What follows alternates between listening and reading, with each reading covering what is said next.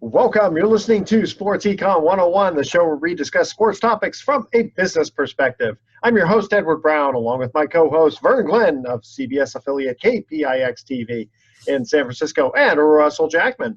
At each commercial break, we're going to ask a sports trivia question. Today's trivia is the colorful NFL. So it'll have to do with... You've been very NFL heavy in the last... Yes, I have. Well, we all miss it, coming up here. There's no baseball yet. And so when I say colorful, it'll have to be like the colors, like white, green, black, blue, all that kind of stuff. Okay. All right. And let's see. Obviously, when we get into the next segment, we'll have to talk about Colin Kaepernick. Talk a little bit about the NBA. Apparently, the playoffs are looking to start August 16th, and the finals September 30th. Is that what I'm hearing? Well, don't hold them to that date, but that's that's kind of what's been talked about. And they've taken what is normally a playoff roster, and they've thrown it into a food processor. What you're getting is closer to sausage than an actual playoff process. I was reading too about how are they going to put asterisks after these things? Oh yes. Well, I don't know. Put an asterisk after it. Put an asterisk before. Yeah, but if you think about it, there have been strike seasoned ones and war. They during not for the NBA, not for the NBA, but like baseball, 1918 when the Boston Red Sox won. They were just starting to get into World War I. They shortened the season. And they just said, boom, the Cubs and the Red Sox just go ahead and play the World Series. And there's no asterisk on that one. So, I don't know. It'll be interesting. Nobody remembers. Nobody remembers. Okay, this segment of Sports Econ 101 is sponsored by Pacific Private Money, providing mortgage investments that are currently yielding over 7.5%. In fact, last month's distribution was over 8%, those rascals. Check them out at pacificprivatemoney.com. Stay with us. You are listening to Sports Econ 101. We are going to be right back. Welcome back to Sports Econ 101. Again, I'm Edward Brown, your host, along with Vern Glenn and Russell Jackman. All right, guys, let's start getting right into it. Colin Kaepernick, what do you think? I mean, it seems like it's almost the pump is primed, ready for him if he's got the physical talent to come back. What do you think? He has the physical talent to come back. Okay. Well, I think it's moot because he signed and agreed to a settlement with the league. And usually when you do a settlement with any company, you sign an NDA, you walk out with your check, and then they're pretty much paying you to leave. So I don't expect him to get a job back in the NFL. I know the court of public opinion would like to see that. Does he have the physical skills? I don't know. Maybe. I mean, it's hard for me to believe that a league that has 3 quarterbacks on the roster, that he's not better than some of these guys that you can't even drop back and chew gum at the same time. I mean, even when Michael Vick came back, he was, he still had some talent left in him. Of course, yeah. I mean, he had wheels. He could run. He could make it happen. He could be dynamic. And who's to say that in the right offensive scheme that he could not flourish? But I don't think we'll ever get a chance to know. All I can say is that after 4 years, he's finally kind of vindicated because what he had stood for or knelt for all along has come to light. It was never about the anthem. It was never about the flag. It was always about police brutality against men of color. Gotcha. Unfortunately, it took a death for that to really come to light. In fact, I wrote an article about that in Marin Magazine, which is up here, that kind of detailed my experience as being part of the 0.32% of blacks here in Southern Marin. Huh. Well, let me ask you, so going back to Kaepernick for just a minute, do we know if that was part of the settlement? Was you got to walk away and never come back? Well, I'm just speaking I'm just speaking on behalf of the real world, the real corporate world. And usually what happens when an employee has some kind of a grievance against their employer, and they go back and forth and negotiate a settlement, he walks out with a check, and then that's that. Now that's the employer. When have you ever heard anything like that, and then the ex-employee comes back years later, cracking back against their employer. But the employer was the San Francisco 49ers. Yeah. No. The employer was the National Football League. I don't know if he signed something that he wouldn't come back. That he my direct employer is KPIX, but CBS owns KPIX. I'm an employee of CBS. But who owns the 49ers, though? The NFL doesn't own the 49ers. Right, I know they're kind of a governing body. But did that dog and pony show? But you can't. But you can't have one team going rogue against the other 31. You just can't. But isn't that antitrust then? Where you're precluding. We have Russell Jackman, the former attorney. Oh right? yeah. We have someone with a law degree. So I actually think that you wouldn't be able to. That would be a collusion issue. Yeah. If you say. Plus, remember, Colin did his dog and pony show last year. Yeah, where we tried to. Yeah, exactly. And that whole thing was a crazy exercise, and that was before all this stuff had happened. The NFL has had an opportunity to sign him on a number of occasions. I don't believe that he's actually banned by all 31 teams to come back to the NFL. But nobody wants to take on that. Nobody wants to take on the absolute media frenzy that would generate. I don't know. I think now it's a little different though. I think it would almost be like a big boom to an NFL franchise. I think at first, if he were to sign with the team for at least the first 3, maybe 4 weeks, everybody would gravitate toward his locker. Absolutely. But I think over time, it would dissipate.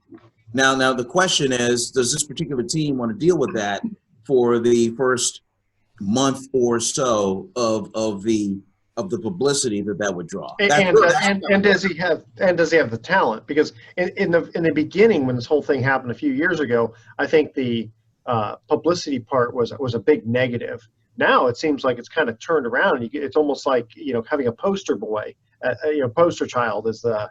To be on the team, it's almost like a good thing to have them rather than a bad thing. Not for a backup. You don't want that much distraction based on a guy who doesn't get on the field, for most of the football season, unless there's a big injury. Plus, I really don't think that his style of football is compatible with 95% of the teams that are in the league right now. There's maybe only 2 or 3 teams, I think, where he could come in as a still running dominant quarterback. And I mean, people are living in a lot of revisionist history to remember him as a really wonderful passing quarterback, which he's not. He never was. So yeah, I mean, strong arm, but very good legs. When he took over for Alex Smith after Alex Smith was injured, Harbaugh did change the offense more for Colin Kaepernick's game, which was a running quarterback. And we saw it on that Monday Night Football game against the Green Bay Packers, where he just ran over, around, and through the Packers and just kind of took off from there. But I will say this. I don't think you get on a roster unless you have those kinds of skills that can make it at that level. And I don't think any of the 3 in this panel are qualified to look at and evaluate NFL talent the way that the pros do. I mean, let's be honest. Absolutely, yeah. Yeah. So I just, can he help a team? I don't know. We may never know. We probably will never know. Yeah, I don't think his skills have diminished quite a bit at the time that he was released. But how do you know? How do you know? How do I know? Because I watched that Arizona game where the receivers were jumping up and down on the sidelines saying, we're open, and he didn't even look, and he handed the ball off straight up the middle. I mean, I watched him in that Chicago game where he completed 1 pass for 5 yards in an entire half of football. So let me ask you, why didn't he go to the CFL? Because the CFL doesn't need somebody like that either. He's a running dominant quarterback, and that was a fad that was something that Harbaugh took advantage of. But we saw the Wildcats come and go as far as a fad in the NFL. Defenses are way too smart to get caught up in a Wildcat offense and get beaten by it every single game, every single week. It's a nice novelty, but it's something that lasted for just a couple seasons. And the NFL is way over that. Tell me a scrambling quarterback that thinks run first and pass later, and that's not Lamar Jackson. Lamar Jackson really can throw. Fran Tarkenton. Okay, so you're going back to but Fred didn't run first. You're going back to 1,000 years. His life.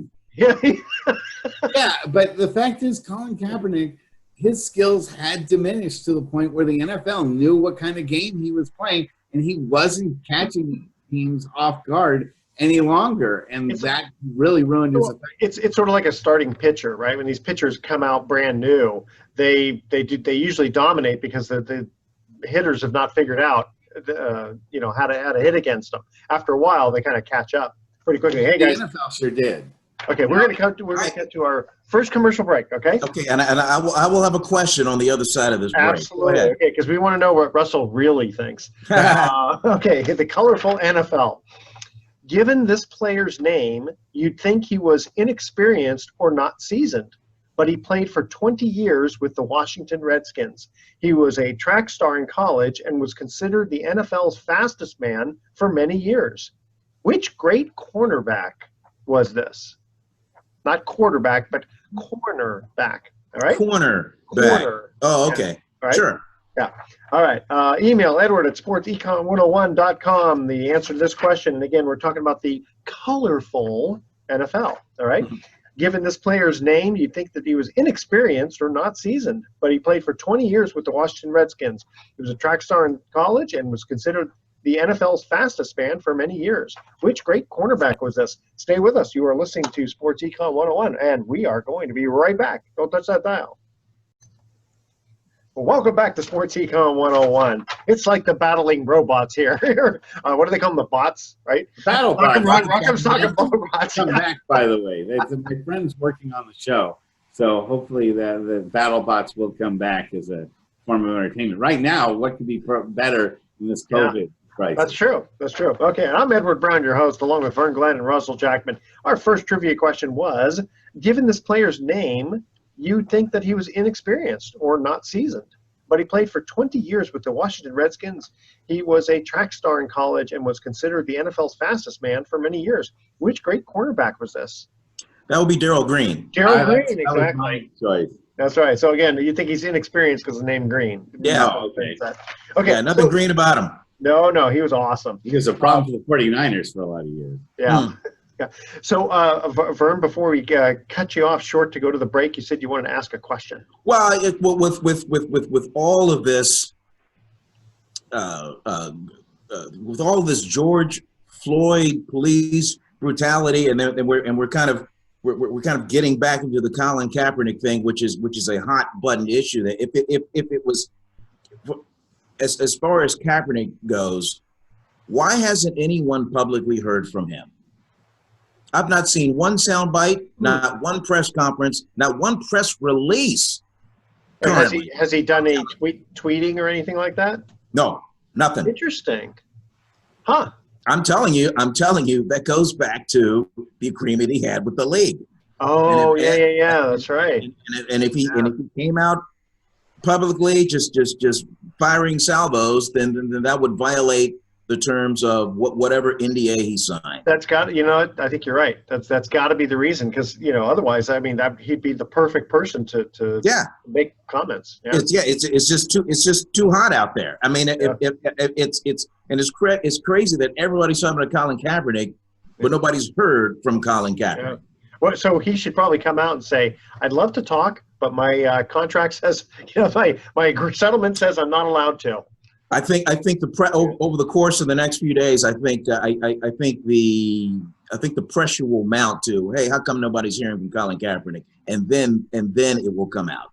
Well, when people listen to Sports Econ 101, they're going to hear that and go, hey, yeah, you know what? That's right. How come we haven't heard from Mr. Kaepernick? And let me just say this: non-disclosure agreements are very closely tailored to a particular topic, so you don't have the right to tell someone they can't talk at all about anything, period.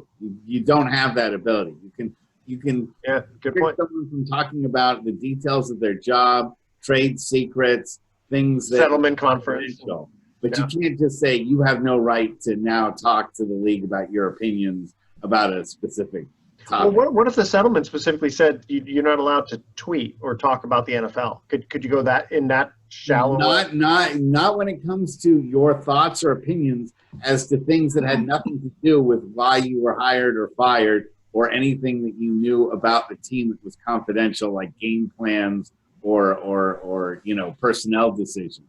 Those things, you can't just put a blanket over someone and say you have no right to talk to anyone about anything at all. Well, no, but this is really kind of right up the alley as to what he was specifically kneeling about.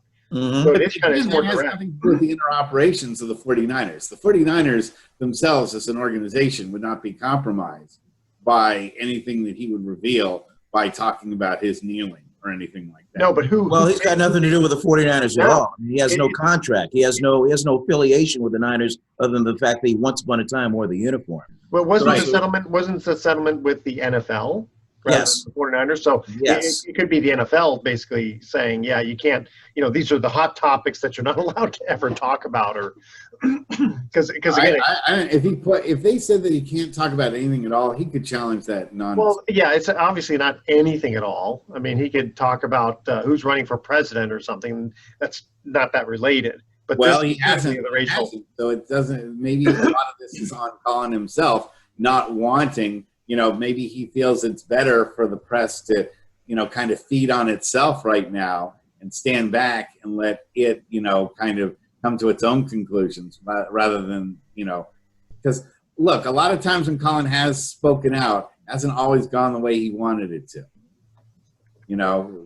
Whether it was when he wore his Che Guevara shirt or the pig socks, he has a way of provoking people when he's trying to get a certain message out, and it doesn't always get out because of the way he says it. Do you think he's got like a press secretary type person who's whispering in his ear? I think his girlfriend gives him a lot of tips. Oh, is that okay? Is he still with her?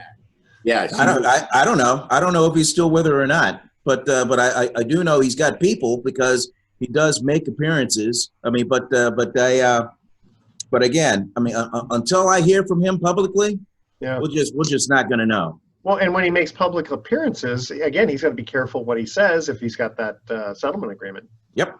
Yeah. Very good. Okay, moving on, guys. The NBA playoffs apparently are supposed to start. No, you're shaking your head now. You can't call it the playoffs. It's just a bunch of games the guys are going to be playing. That the format that they've chosen is garbage. Go ahead. Tell us about the format. I can't tell you about the format. I need like a flow chart. And I need a map. Well, let me try and simplify it for you. It's a 22-team league. There are 13 from the Western Conference and 9 from the Eastern Conference that make up that. Okay. There will be 16 teams that will make the playoff field. Those other teams are on the outside that are invited to the continuation of this league, which comes up to maybe 8 regular season games.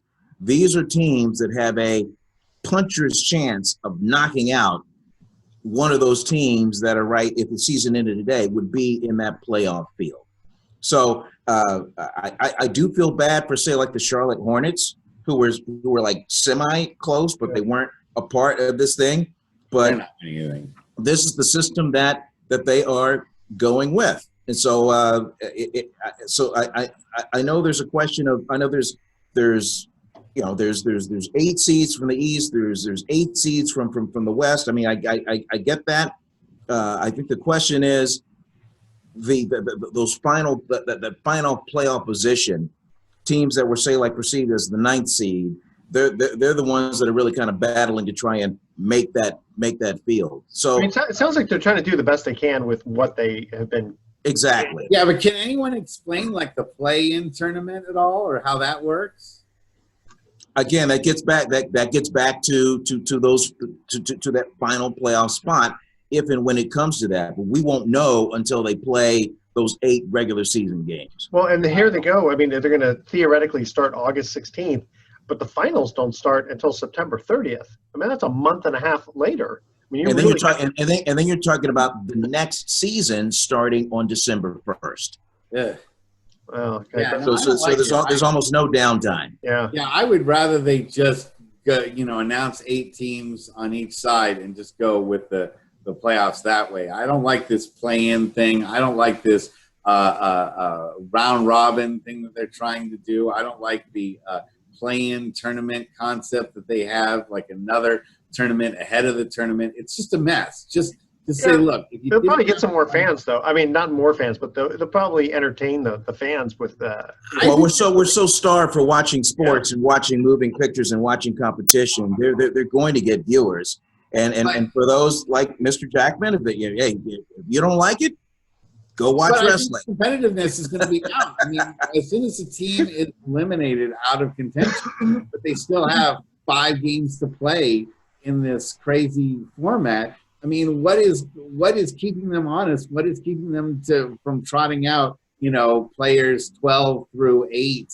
on the floor, and instead, just basically mailing it in? Because, we've seen with Damian Lillard, he said if he's not competing for something, he's not going to play just to be a warm-up dummy for some other team. So as soon as Portland is eliminated from contention, they're just going to mail it in. So how entertaining is it going to be to watch these teams that know they're eliminated to show up? But see, that I kind of go back to what I said last week, which is if this was a normal season and there's, and a team is mathematically eliminated, does that mean he's just going to say, okay, I'm going to stay? Yes, you do see them trotting out some of the dregs. But then those that are left out are then playing for positioning for the draft lottery. Yeah, that's why they put out the worst players they've got. That's I think we're all starved for sports so much we have to look back at the 1969 Seattle Pilot baseball highlights. But I did a show when I got to voice over finally a NASCAR race. I was so excited to do it because that's the first time in a while that I actually got to voice over an event for highlights in a newscast. But I worry about this format because I think it's a lot of basketball being crammed in to a very short period of time. Guys have now had as much time off as they usually get in an off season. They've had off right now. So a lot of players are not in playing shape. They haven't had any basketball at all. Some of them, like Giannis, doesn't even own his own hoop. I don't know how that happens. You're a millionaire. You don't even have a portable basketball stanchion that you just go back to the playground where where you used to hoop it up and hope nobody's there. Well, I guess traveling to Greece might be a little bit of a commute for him. Okay, here's our second trivia question. Again, we're talking the colorful NFL. This player is both a shade of red and a fruit.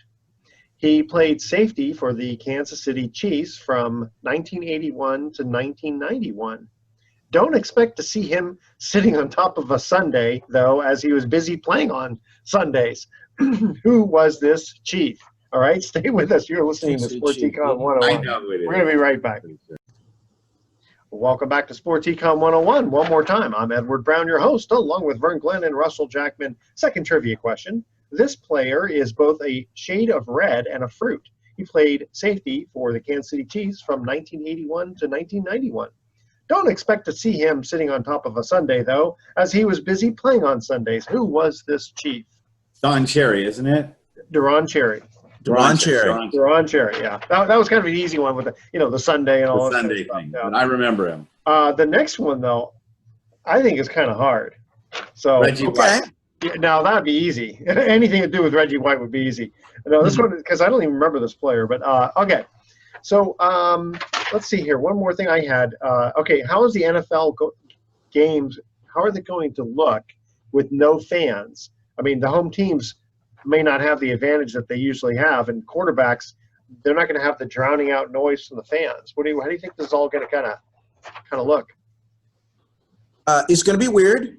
I mean, we're seeing a little bit of it with these professional soccer leagues that are back up again with no crowds and no crowd noise and nothing like that. But it is the NFL. I mean, they do drive the sports bus. So I think if you parade those players out there with no fans, for me as a sportscaster, fine with me. I mean, I don't even care. Because I'm there to cover the game. my big question is, let's say they have these games, and let's just say it's a 49er home game. Am I going to get to cover that game? Are they going to have to take my temperature? Is press going to be involved? I mean, we haven't heard anything at all from a press standpoint as to if we have access to the stadium. I could see them doing it. Where are we going to sit? I mean, the press box. I could see them having you watch the game on Zoom and make your commentaries from there and interview guys. And then I can, and you know, you may have something there, Mr. Jack, because I can see, I can see after games, I can see teams, and they do it to a degree now. After the game, teams will take certain players and coach to a podium, and then they give their remarks as opposed to them being crowded in a locker room setting where it's just, you've got this gang around one person. I can see them doing that moving forward, and then set up some sort of a Zoom or whatever feed where you just simply take in that feed. Now you won't get, and maybe a pool reporter will get a chance to ask questions on behalf of all the other reporters. I could see that happen.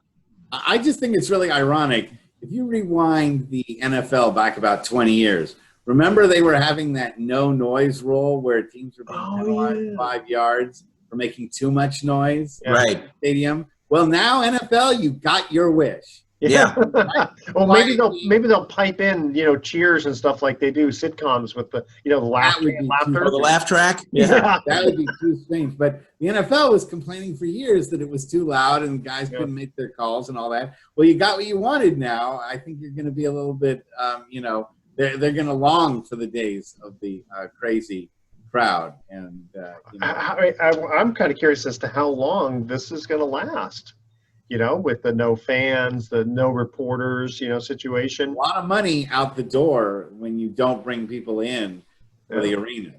Yeah, it's going to hurt. It's going to hurt in merchandising, obviously ticket sales. I mean, that's where you're going to really lose money. And I would imagine networks might want some sort of a rights kickback or whatever. I mean, the audience is certainly going to be there from the get-go. The ratings will be through the roof because everybody will be watching instead of actually attending the game. So, from an advertising standpoint, if I own Sports Econ 101, you damn right I want to advertise on a certain game because I know a lot of people are going to be watching my product. Yeah. By the way, that's a Popovich Kerr for President T-shirt that you got, right? It is. That is awesome. It's one of my favorite T-shirts I have in my personal. Even if it meant that I would lose Kerr as the Warriors coach 4 years from now, I would absolutely vote for that ticket. Although I'm not sure if I would want the Kerr Popovich ticket instead of the Popovich. Well, I love a sense of humor, though. I gotta say, I love Kerr. I don't think it's that much of a joke. I think Popovich. No, I don't mean him being a joke. I just love Steve Kerr's sense of humor, like on The Last Dance when he. I think after The Last Dance, I think half this country would be ready to vote for Kerr, if not more. For president. Given how he appeared on that show. Yeah, Popovich has been making a lot of political comments recently. And he did you see what he said last week about I couldn't believe in my lifetime I actually watched a lynching. Remember that? Boy, yeah, that was. What a powerful soundbite that was. We actually ran that on the news. And now that Trump has opened up the door to political qualifications that you don't need any to become president, a guy like Popovich, to me, is 1,000 times more capable than a guy like Trump. I mean, he is a guy who's actually worked with teams. He's a guy that has won championships. He's a guy that knows how to deal with the public, as opposed to someone like Trump who just bullies everybody around him and does whatever he thinks without ever being checked by anybody at all. So I'd love to see Popovich in charge. I think he's a brilliant man, and I'd be willing to vote for him if he ran for president. A lot of people, particularly in the Bay Area, might not remember when Greg Popovich was on Don Nelson's coaching staff. He was an assistant coach for the Warriors. When I started in this market, Popovich was on Don Nelson's staff. Yeah, and but I think he has a very good sense of what's going on in this country, and I think he's got a lot of respect from a lot of people that you don't see right now in politics. And it's since we've already broken the mold by electing Trump, I think that whole thing of you have to be a career politician to be president is now that's out the window. Yeah, it's out the window. Yeah. So why not get someone like Popovich, who's a man with ideas and a guy who really stands up for what he believes in? Does he want to be president though? I think he does. Does he really? Well, let's put it this way. I think the future of what's going on in San Antonio, if you've seen the statistics for San Antonio this year, that team is a shadow of the kind of teams that he used to be a coach of and champion and were capable of being champions. The San Antonio Spurs, as they're composed right now, there's a 0% chance that they could be winner again. Their composition is just a mess. And I think they need to rework that team from the ground up, and that's going to be too long for Popovich. Has he talked about retiring? No, he hasn't, but I bet you he's thought it, given how little the team has as far as the future goes. I mean, it's all wrapped up in LaMarcus Aldridge. I mean, It's not going in. Can you imagine being a player and kind of going, yeah, our coach doesn't really believe in us anymore? I mean, that's got to be kind of tough. Play better. Well, it's true, but I mean, you kind of look and go, yeah, we don't quite have. I'm a good player because I made it to the NBA, but we don't have the talent that some of these other. They don't. They simply don't. It's just a matter, of just he had Tim Duncan, and that changed everything when you have a franchise. Kawhi Leonard.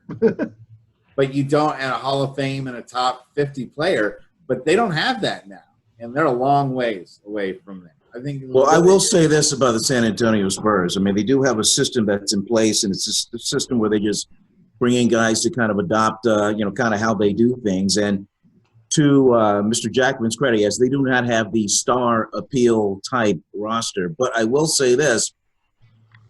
I just got a hunch that they are grooming Becky Hammon to become the first female NBA head coach. Just a hunch. I mean, she seems like she's very well respected, right? Oh, yeah. I think that'd be great. I think it's about time that we had a woman as a head coach. To my knowledge, there are 11 female assistant coaches in the NBA. And in the NFL, I know the 49ers have a woman there. Yeah, they have Katie Sowers, who is in quality control, helps a lot with the defensive backs. Okay. Any other teams have women in major position? I believe there are 3 total. I believe that are actively on a coaching staff in the NFL. What about baseball? Baseball, the Giants have 1, and she has been a hitting coach, and the Giants brought her in to be on the staff. She will work with guys before games, and then once they come in before the game start, then she's not allowed back in the dugout. She's not like a bench coach or anything like that, but she's on the coaching staff, pretty much like Sean Dunston, who was an infielder for the Giants and the cut. He was on the staff and would help out pregame, and then he would go in and just change once pregame is over. And speaking of baseball, do you guys think there's going to be a baseball season this year? That's a great question. Do the owners really want to do this? Do they? I mean, but there's a whole lot of proposals rejected. On the players come back with a counter proposal that's rejected. They just can't come to an agreement. Meantime, I mean, it's go time. I mean, we're kind of we're in June. Yeah, it's sort of like almost like a strike season in a way. The way that they're treating us. And yet it's I think the optics are terrible for the fans. I mean, the fact that you have baseball players refusing to accept multi-million-dollar salaries. Yeah, it's going to be prorated. They're not going to get their entire season's worth of pay, but nobody around these parts is getting paid their full amount anyway, with the COVID crisis. So a lot of people have had to sacrifice. Now, I know that the owners have the money to pay them, but you can't tell the owners, they're going to lose $1 million per game, which they were looking at, over an 80-game season. No team wants to lose, no business wants to lose $80 million just for the sake of entertaining the fans and making the players feel like they got the money they felt they deserved. Well, I'm gonna credit Kevin Euclid, who I interviewed, and a couple other players who have worked as player reps for their particular teams and dealing with ownerships and dealing with the league. They say there is so much that goes on, so much that is talked about behind closed doors that we will never ever know about. I mean, it is so complicated beyond what we see, what our optics are. There's so much more to it. But Vern, what's your thought? Do you think there's going to be a baseball season this year or not? I don't think the owners want to do it. I honestly believe the owners want to take this as a loss. They'll claim it on their taxes. They'll get paid. The owners in a position where they, 5, 10 years, 20 years from now, they're still going to be making money owning these teams. But a shelf life of a player averages 5 years. You could wait out the player. And I know the collective bargaining agreement is going to come to an end in not the too distant future. So where's the incentive for the owner? If you're the owner, can't you might want to just wait it out. Yeah, you lose money now, but you gain in the end. But it's better than just trading dollars. Yeah, that's a very good point. I like that. Hey guys, getting on to our third trivia question here, talking the colorful NFL. This player was a linebacker out of the University of Michigan. He played for the Broncos and Buccaneers in 8 NFL seasons. Who was this? First of all, do you have an idea yet? Well, I see. Michigan linebacker, 8 seasons in the league. Broncos and Buccaneers. Played for the Denver Broncos and the Tampa Bay Buccaneers as a linebacker. Exactly. Okay, and I'll give you one hint here. Who was this that was worth his weight? All right, stay with us. You are listening to Sports Econ 101. We're going to be back with some closing comments. Welcome back to Sports Econ 101. Last time for today, I'm Edward Brown, your host, along with Vern Glenn and Russell Jackman. Last trivia question. This player was a linebacker out of the University of Michigan. He played for the Broncos and Buccaneers for 8 NFL seasons. When? You know what? I don't have that. I'm sorry. Well, it couldn't be before 1976 because there was no Tampa Bay Buccaneers then. So who was this that was worth his weight? Was it Golden? Close. Ian Gold. Oh, Ian Gold. Okay. Ian Gold. Yeah, I don't even remember him. Sorry, Ian. I don't remember you. But you got to figure name Gold, right? Something around his weight. All right, guys, we have 1 quick minute before we go to our thoughts for the day. Any last comments? Well, my comment is that golf is getting back in the swing. Other sports are going to follow suit. This is going to be an interesting rest of the month as these professional teams try to figure it out. I know there's an issue at the college level. There are a handful of players, football players at Alabama that tested positive for COVID-19. That's kind of set them back for a little bit. But it sounds like it or not, we're going to move forward. And as teams and as players test positive, then it's just going to shut down things for 14 days. And I think just for the sake of survival and the sake that things just have to move on, they're just going to move forward with this. All right, guys, thank you very much. Here's our thoughts for the day. Good players inspire themselves. Great players inspire others. And every champion was once a contender that refused to give up. You know who said that? Lombardi. And no, it says Rocky Balboa. I don't remember him saying that in any of the movies, but it sounds good to me.